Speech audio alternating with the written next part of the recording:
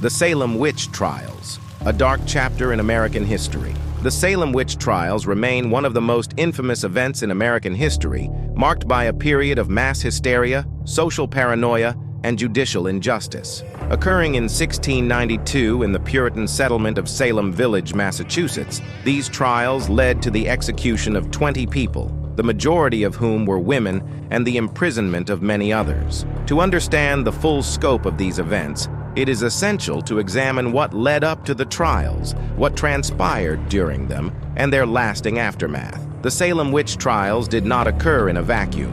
Several factors contributed to the explosive atmosphere in which they erupted.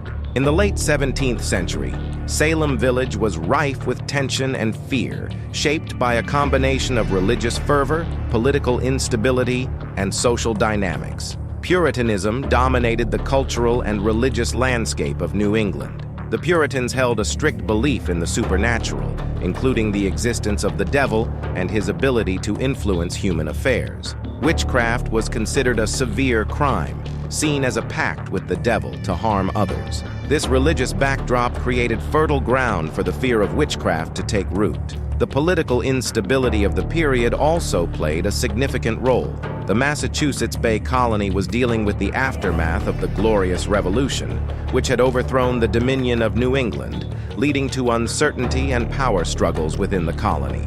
Additionally, Salem Village itself was divided by internal disputes over property lines, grazing rights, and church privileges, creating a community fraught with suspicion and animosity.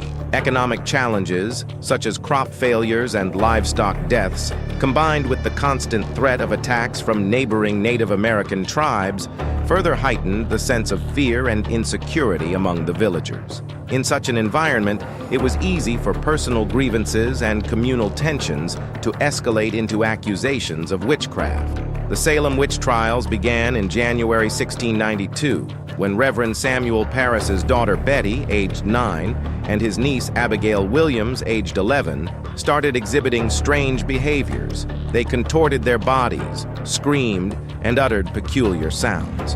When a local doctor, William Griggs, failed to diagnose a physical ailment, he suggested that the girls were bewitched. This diagnosis quickly spread fear throughout the community. Under pressure from adults, the girls accused 3 women of afflicting them: Tituba, a Caribbean slave owned by Reverend Parris; Sarah Good, a homeless beggar; and Sarah Osborne, an elderly, impoverished woman. These women were easy targets due to their low social status and marginalized positions in society. When examined, all 3 women denied the accusations except for Tituba, who, perhaps out of fear or coercion, confessed to being a witch and claimed that there were others involved in witchcraft in Salem. Her confession and elaborate tales of the devil's influence inflamed the community's hysteria, leading to a wave of further accusations. The trials themselves were characterized by a lack of due process and the use of dubious methods to determine guilt. The Court of Oyer and Terminer,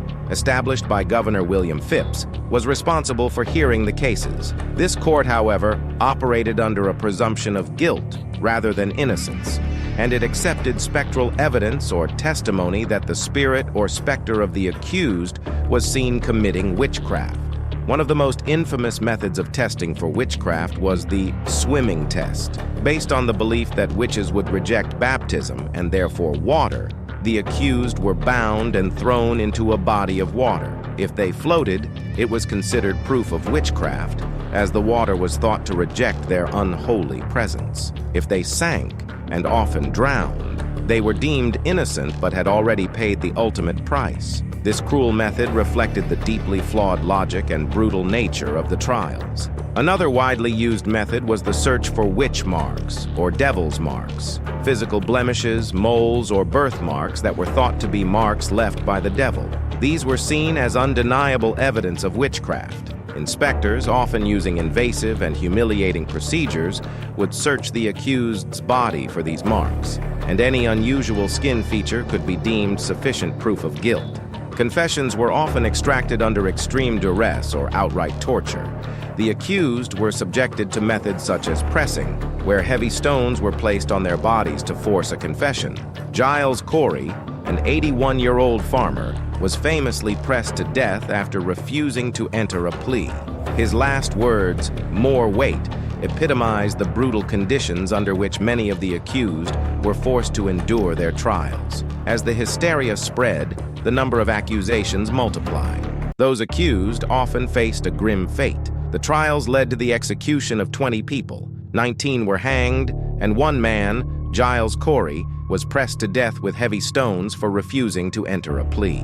The executed included notable figures such as Bridget Bishop, the first to be hanged, and Rebecca Nurse, an elderly and respected member of the community whose conviction shocked many. Additionally, over 100 people were imprisoned, and many more were accused but never brought to trial. The judicial process was deeply flawed, with little regard for evidence or fairness. The fear of witchcraft overpowered rational thought, leading to a tragic miscarriage of justice. The convicted were often denied proper legal representation and were subjected to biased and hostile interrogations. The presumption of guilt meant that the burden of proof lay on the accused to prove their innocence, a near impossible task given the prevailing attitudes and the acceptance of spectral evidence. By September 1692, the fervor began to wane.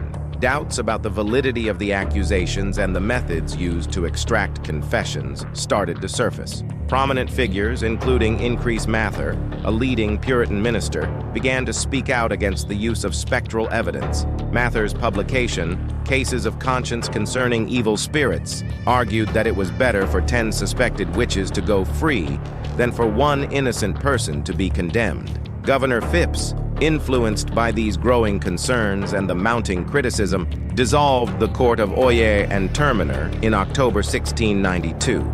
He replaced it with a new court that disallowed spectral evidence. This new court, the Superior Court of Judicature, resulted in the acquittal or dismissal of many remaining cases. In the years following the trials, a sense of collective guilt and regret permeated the community.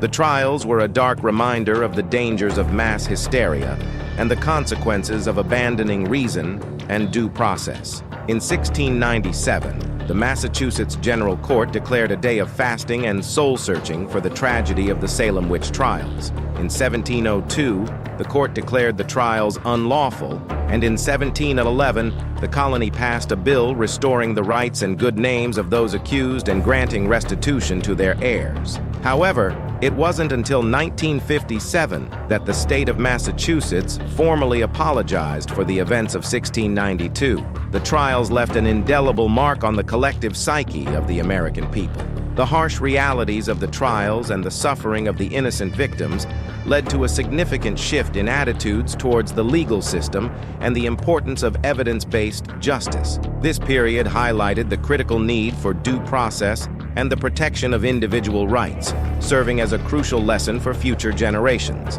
The Salem Witch Trials have since become a powerful symbol of the perils of scapegoating and the importance of justice and the rule of law.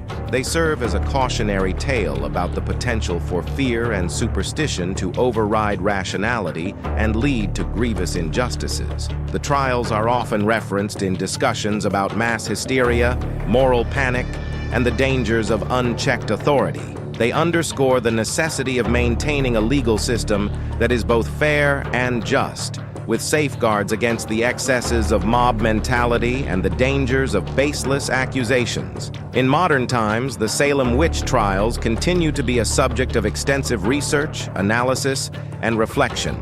They have been immortalized in literature, such as Arthur Miller's play The Crucible, which draws parallels between the witch trials and the McCarthy-era's anti-communist hearings. This comparison serves to remind us of the recurring nature of such hysteria and the need for vigilance in protecting civil liberties. The Salem Witch Trials were a tragic episode in American history, fueled by a potent mix of religious zeal, social tensions, and economic hardship. If you've enjoyed this video and would like to see more, follow us.